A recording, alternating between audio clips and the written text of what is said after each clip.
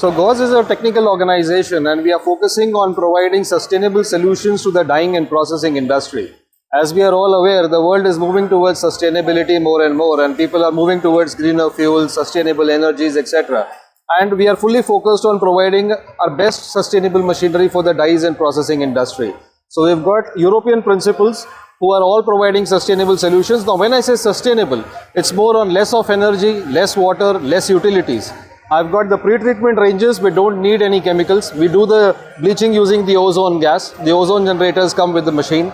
I have got the dyeing solutions, continuous dyeing, wherein it is without salt, without steam, and we are able to achieve dyeing within 1 or 2 liters a kilo. So we are talking 1:1 liquor ratio in today's world. Then we've got bleaching and washing ranges, wherein you can get washing results in about 10 liters a kilo. So overall, if we look at sustainability in the pre-treatment and dyeing process, we are able to achieve the dyeing results in 20 liters per kilo compared to the industry standard of 60 liters a kilo today. Going forward, all these solutions, whether it's the soft flow dyeing machines, it is the stenters, they are all running on energy efficient IE4 motors, which is classified at 93.6% efficiency. So at every stage of the process, right from pre-treatment to final finishing, we've got the complete range of machinery which can really add value to a customer's requirements. Correct. On the technical textiles and non-woven space, we've got the complete range of machinery to manufacture different types of products. It could be as simple as manufacturing a canvas or a tent, or it could be as complex as manufacturing an airbag or do a pre-preg for a carbon impregnation units. So we have the complete range of solutions there. Currently we are having an installation being done at one of India's biggest customers, where we are giving them a complete non-woven line, and the waste of the non-woven line will be recycled in a real-time basis, and we are aiming at a waste reduction of 3 to 4% to 0.2%. So that's the kind of savings and the kind of value we bring to our customers at the moment. So right from coating lines, pre-pregnation units, de-oiling ranges to stenters, drying ranges, we've got the entire value chain which can help our customers. Sure. See, in a typical dye house today, when we talk about the dyeing solutions, the maximum amount of water is being consumed in the pre-treatment, in the dyeing and the washing process. Industry standards or the customers tell me that they are using anywhere between 60 liters to 80 liters of water. Now when I say 80 liters of water, using our machinery, you can bring down the same consumption down to about 20 liters, which is a massive, almost 80% savings there. What is more interesting is, now these solutions, like my dyeing machine is only 6 kilowatts of power. The washing range is only 22 kilowatts. If you have a solar panel on top, you can practically run the dye house at zero energy usage from the main line. So that brings in a lot of sustainability, and that is where the international brands are now pushing people to go for. So in that sense, if you look at it, a truly sustainable solution is what we have on the table to offer to the customers. So basically, Gaurs is a technical organization.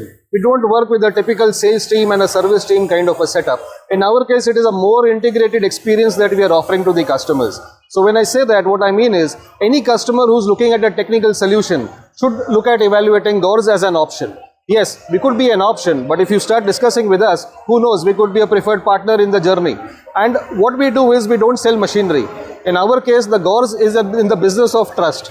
We are here to build the trust with the customer. Yes, as the customer, you have the money, you have a choice of various things. But what we bring to the table, if you're ready and open to discuss with us, listen to us, we are able to help you reduce your capex investment and also give you solutions which are more sustainable in the long run. It will reduce your maintenance cost. It will use your consumptions of utilities, and in the long run it could be beneficial to you. So if any of this makes sense to you, or you find it even 1% interesting, you should come forward and evaluate us as one of the options. Yes. So what is happening is, now in Europe everybody knows that they are going to go by 2030, they devise some plans to go fully sustainable, and you will not be able to sell a fabric which is not dyed sustainably. There are many other people in the market who are saying they are sustainable. But the question is, what is the meaning of sustainability? How do you quantify that sustainability? Very few people in the market are able to do that.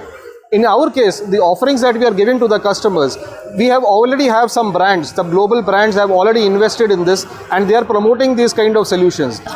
Most of the machines that we have are approved by the global brands. So if you are investing in this, or any customer is investing in this kind of machinery, he is assured that the fabric that is coming out is going to have a preference with the global buyers. And I think in today's world, if a customer knows or is aware that, okay, if I put this machine, these are the buyers he can target, and he can reach a global platform faster compared to to the competition. That is the value we are bringing to the table. So we are not just supplying the machine, we are giving an entire ecosystem around that machine to this customer. Yes, so I can give you an example. Like one of the global brands, H&M, they have come up with a global program. They call it Plan Zero Global. So after COVID, H&M and Zara, these are the two names which tried to look at various different machinery. So they evaluated all the machinery manufacturers around the world, and they came up with three companies who are doing the sustainable bleaching, sustainable dyeing and sustainable washing.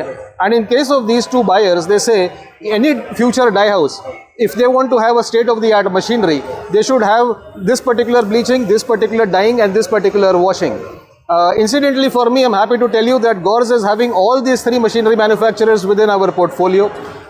At the moment, we are in discussions with other retailers as well, whose names I cannot declare at the moment.